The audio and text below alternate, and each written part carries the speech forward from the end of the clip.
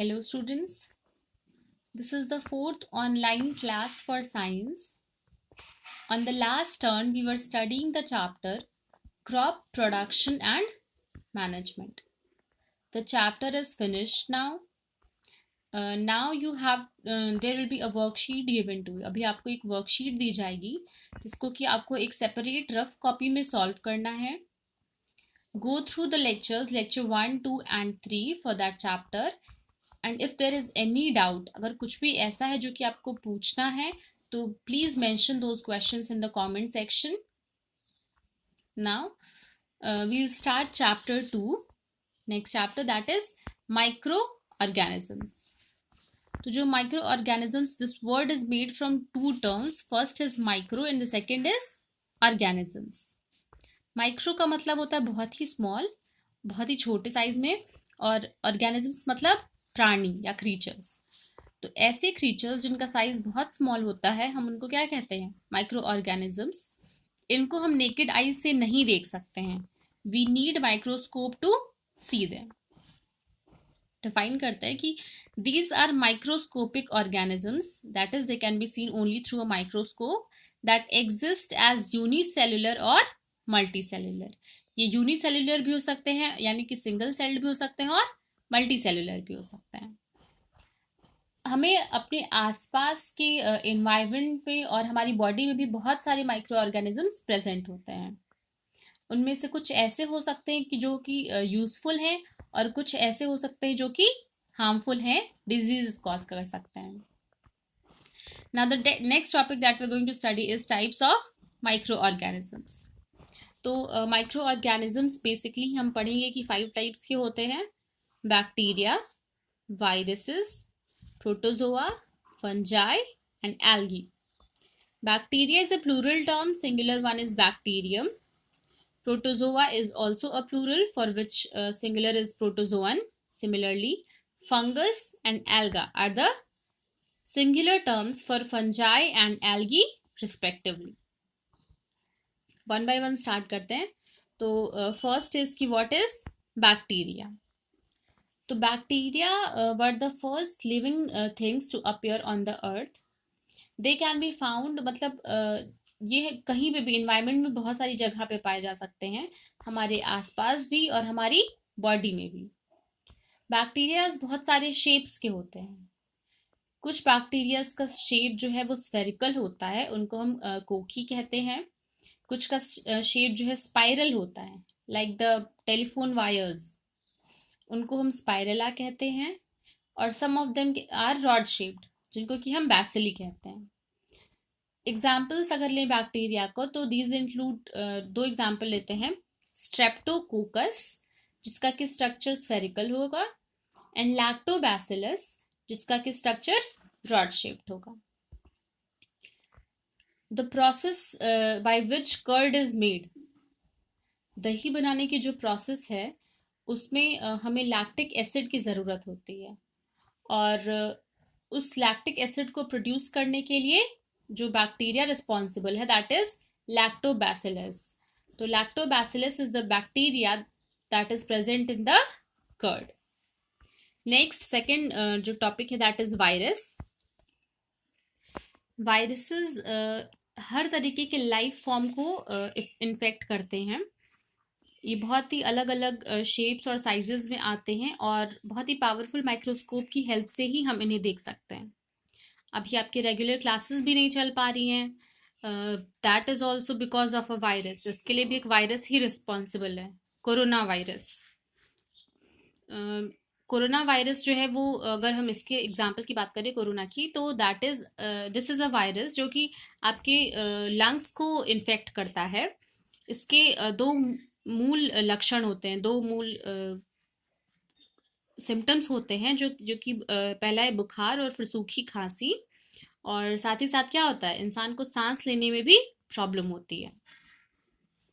कुछ बैक्टीरियाज और हैं, जैसे कि पैपिलोमाविरस, जो कि कैंसर कॉज करता है, या फिर varicella zoster virus.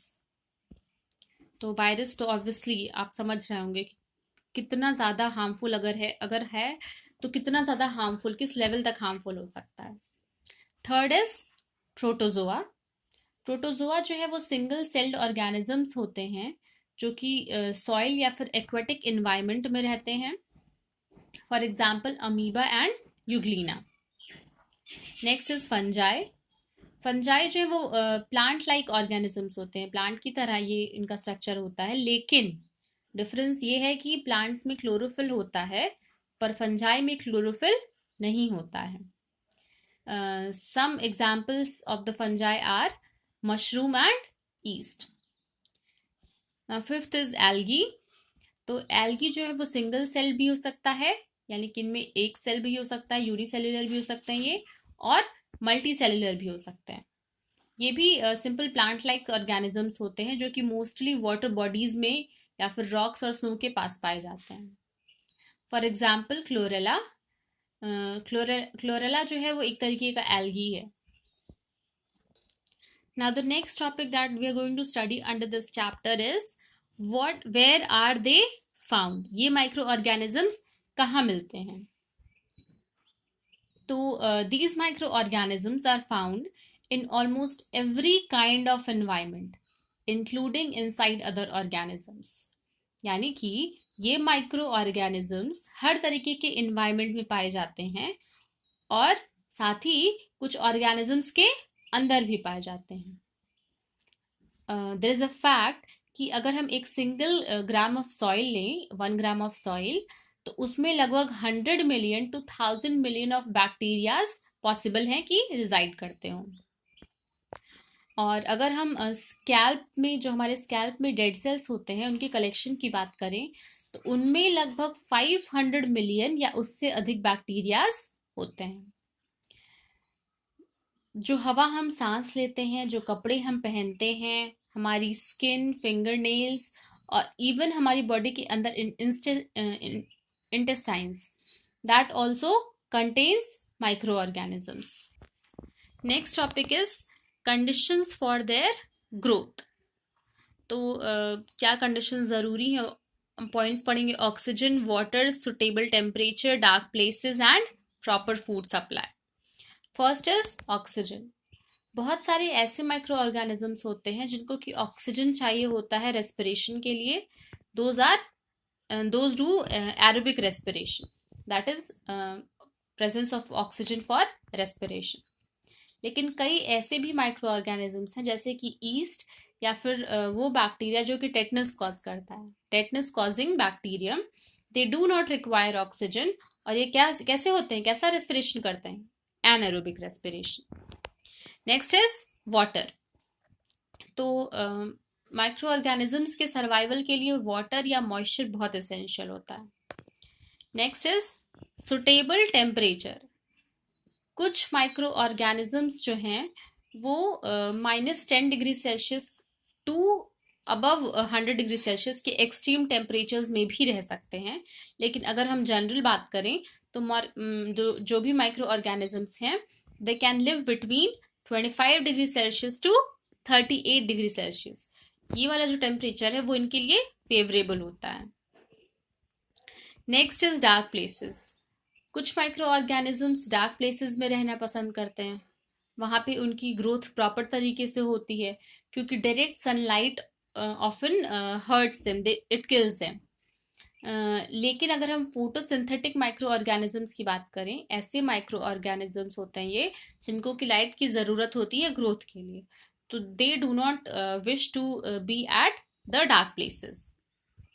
The fifth point is proper food supply, suitable food supply. Microorganisms एक वाइड रेंज ऑफ मटेरियल्स पे फीड करते हैं। इनमें से कुछ सैप्रोफाइट होते हैं।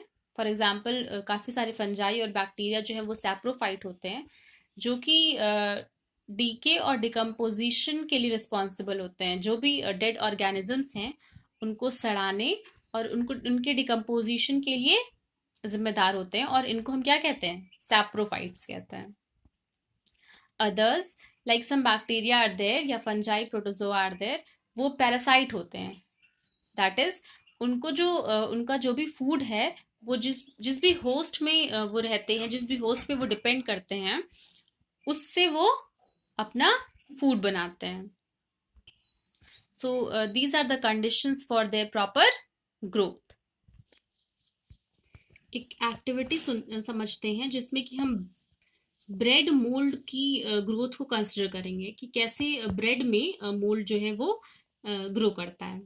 तो इसके लिए हम करेंगे क्या कि सबसे पहले एक स्लाइस लेंगे ब्रेड की और उसको पानी में डालेंगे, फिर एक और स्लाइस लेंगे ब्रेड की और उसको क्या करेंगे, टोस्ट करेंगे।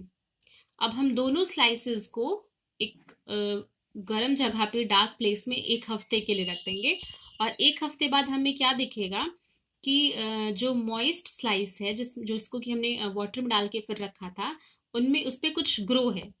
तो जो उस पर हमें दिखाई देगा, विजुअल होगा, that is a bread mould. उसको हम ब्रेड मोल्ड कहते हैं। वो माइक्रो ऑर्गेनिजम्स हैं, एक तरीके के माइक्रोस्कोपिक होते हैं और उनको हम नेकेड आइज से नहीं देख सकते हैं। They cause the growth of mold on the food items. This causes the growth of the क्योंकि क्या था वहाँ पे प्रेजेंट, मॉइस्चर प्रेजेंट था। तो प्रेजेंस ऑफ मॉइस्चर की वजह से वहाँ पे ब्रेड मोल्ड का ग्रोथ हो गया। ब्रेड मोल्ड जो है वो टोस्टेड ब्रेड जो हमने लिया था उस पर ग्रो नहीं करेगा क्योंकि वहाँ पे मॉइस्चर प्रेजेंट नहीं है। अब जो next topic that we are going to study is useful microorganisms. Microorganisms हमारे लिए फायदेमंद भी हो सकते हैं और नुकसान भी हमें क्रिएट कर सकते हैं। तो पहला टॉपिक जो हम पढ़ेंगे वो है कि किस तरीके से माइक्रो ऑर्गेनिजम्स हमारे लिए यूजफुल होते हैं। First point is increasing the soil fertility. तो bacteria and fungi decompose dead organisms and organic matter like dung, straw and grasses. Bacteria fungi क्या करते हैं कि डेड और डिकम्पोज्ड ऑर्गेनिजम्स को डीके करते हैं और इनमें कैसे मटेरियल्स होते हैं, जैसे कि ग्रास हुआ, स्ट्रॉ हुआ, और इस तरीके से जब उनको वो डिकम्पोज करते हैं तो जो डेड ऑर्गेनिज्म होते हैं या जो उनका ऑर्गेनिक वेस्ट होता है वो वापस से सॉइल में मिल जाता है। इसके दो फायदे होते हैं। पहला कि जो डेड ऑर्गेनिक मैटर है वो इकट्ठा नहीं होने पाता है एक जगह पे, और दूसरा कि सॉइल की फर्टिलिटी भी इंक्रीज कर जाती है। तो the first thing that we understood is decomposition of the dead organisms. Next point जो हम पढ़ने जा रहे हैं increasing of the soil fertility में, that is nitrogen fixation. Micro organisms का बहुत ही इम्पॉर्टेंट रोल होता है नाइट्रोजन को फिक्स करने में सॉइल में। प्लांट्स अगर हम एग्जांपल लें तो जैसे कि बीन, पीज या फिर सोयाबीन, जो कि लेग्यूम फैमिली से बिलोंग करते हैं। लेग्यूम फैमिली मतलब इनके जो रूट्स होते हैं उनमें एक स्वॉलन पार्ट होता है जिसको कि हम नोड्यूल्स कहते हैं। लेग्यूम फैमिली जैसे कि पीज या बीन्स या सोयाबीन के रूट्स में एक स्वॉलन पार्ट होता है जिसको कि हम नोड्यूल कहते हैं। अलग अलग स्पेशीज, राइजोबियम बैक्टीरियम की अलग अलग स्पेशीज जो हैं वो इन स्वेलिंग्स के अंदर प्रेजेंट होती हैं और उनका काम होता है कि वो नाइट्रोजन को अमोनिया में कन्वर्ट करें। कौन से बैक्टीरियाज होते हैं? Rhizobium bacteria. तो राइजोबियम बैक्टीरिया जो है वो लेग्यूम प्लांट्स के नोड्यूल में प्रेजेंट होता है, यानी कि जो स्वॉलन पार्ट है उसमें प्रेजेंट होता है, और इसका जो काम है वो ये है कि ये नाइट्रोजन को अमोनिया में कन्वर्ट करता है। इस प्रोसेस को हम नाइट्रोजन फिक्सेशन कहते हैं। That is the conversion of nitrogen to ammonia by the help of rhizobium bacterium, different species of rhizobium bacterium that are present in the nodules of the legume family plants such as beans, peas या soyabean. This process is known as nitrogen fixation. Nitrogen fixation का फायदा क्या है कि इससे जो soil है, that soil becomes rich in nitrogen compound, और नाइट्रोजन प्लांट्स की ग्रोथ के लिए बहुत ही इंपॉर्टेंट होता है। तो इन दिस वे जो राइजोबियम बैक्टीरिया है वो क्या कर रहा है? Growth of the fertility of the soil, increase in the fertility of the soil. अब नाइट्रोजन फिक्सेशन के लिए हम एक एक्टिविटी समझते हैं। इस एक्टिविटी में हम क्या करेंगे कि कहीं पे भी अगर कोई लेग्यूमिनस प्लांट है, मतलब कि कहीं पे ग्रो कर रहा है, जैसे कि पीज, बीन्स, क्लोव या सोयाबीन कहीं पे ग्रो कर रहा है, तो हम केयरफुली उसका एक प्लांट निकालेंगे, उसके रूट्स को वॉश करेंगे और जितना भी सॉइल पार्टिकल है उसके आसपास उसको क्लीन करेंगे, और फिर उसमें हम नोड्यूल्स को आइडेंटिफाई करेंगे, जो स्वेलिंग है उसको आइडेंटिफाई करेंगे कि कहाँ पे वो स्वेलिंग्स हैं। फिर उसके बाद हम उसका एक थिन सेक्शन कट करेंगे with help of knife, clean knife, और उसको ऑब्जर्व करेंगे अंडर अ माइक्रोस्कोप। तो when we will observe this, जो नोड्यूल्स हैं वो स्वेलिंग की तरह दिखेंगे रूट्स पे, और इन नोड्यूल्स में बैक्टीरिया है, they have a bacteria growing inside them that are essential for the nitrogen fixation. उनमें एक ऐसा बैक्टीरिया है जो कि मतलब स्पेशीज ऑफ राइजोबियम बैक्टीरिया है, जो कि नाइट्रोजन फिक्सेशन में क्या करता है, बहुत ही ज़्यादा इंपॉर्टेंट रोल प्ले करता है, बहुत ही ज़्यादा इफेक्टिव रोल इसका होता है राइजोबियम बैक्टीरिया का। तो इसके आगे से हम नेक्स्ट टर्न पे पढ़ेंगे आगे का जो भी टॉपिक है। अभी होप कि जो विजुअलिटी वाली प्रॉब्लम थी वो क्लियर हो गई है, आपको अच्छे से दिख रहा है कंटेंट जो भी लिखा हुआ है। So start revising chapter 1, and जो वर्कशीट आपको दी जा रही है उसको आप अच्छे से सॉल्व करें। Thank you class.